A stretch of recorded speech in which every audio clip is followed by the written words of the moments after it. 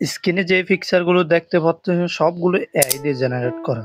বর্তমানে ফেসবুক এবং ইউটিউবে ভাইরাল পোস্টও বলা যায়। তো আপনিও কিভাবে এই পিকচারগুলো তৈরি করবেন ভিডিওটা সম্পূর্ণ দেখবেন।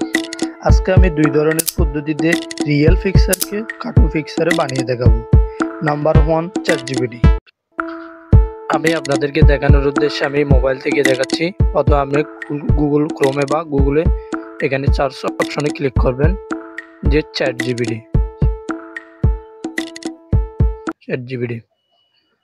থেকে নিচে গিয়ে আপনি চ্যাটজিপিটি এআই বা চ্যাটজিপিটি যে কোনো একটা ক্লিক করবেন। তো দেখেন এখানে মেসেজ অপশন আছে, আপনি কি লিখবেন এখানে অপশন উপর ক্লিক করবেন এবং এখানে যদি আপনার লগ ইন না থাকে তাহলে অবশ্যই লগ ইন করে নেবেন।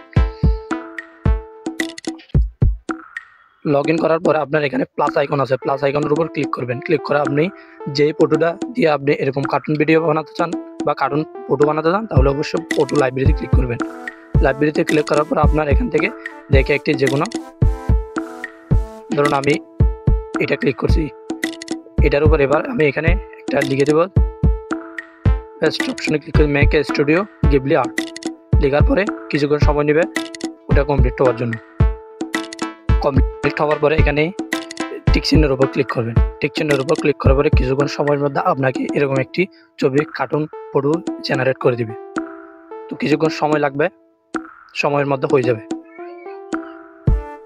তো দেখেন নিকে প্রসেসিং এ চলতেছে, কিছুক্ষণ মধ্যে হয়ে যাবে। তো বন্ধুরা দেখেন এখানে আমাকে একটা খুব সুন্দর ফটো ডিজাইন করে জেনারেট করে দিয়েছে। তো এটা আপনি কিভাবে ডাউনলোড করবেন, এটা স্ক্রিনের উপর কিছুক্ষণ টাচ করে রাখলে আপনার ডাউনলোড ইমেজ লেখা আসবে, অবশ্যই ডাউনলোড করে নেবেন। এখানে ডাউনলোড অপশনের উপর ক্লিক করবেন, কিছুক্ষণ পরে ডাউনলোড হয়ে যাবে।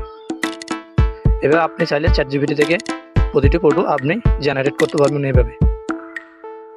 নাম্বার 2 স্টেপ, অবশ্যই এটি একটি অ্যাপস প্লে স্টোর থেকে এটি ডাউনলোড করবেন। ডাউনলোড করে আপনি ঠিক সেমভাবে লগ ইন করবেন টুইটার বা জিমেল দিয়ে। লগ ইন করার পর ঠিক সেমভাবে জিমেল আপনার গ্যালারি থেকে একটা ছবি দিয়ে অবশ্যই আপনি যেই টেক্সট দিয়েছি সেই টেক্সটটা অবশ্যই কপি করে বসায় দিবেন। আর যদি না জানেন তাহলে অবশ্যই কমেন্টে জানাবেন, ভিডিও সহকারে পরবর্তী ভিডিও সহকারে আমি দিয়ে দিব।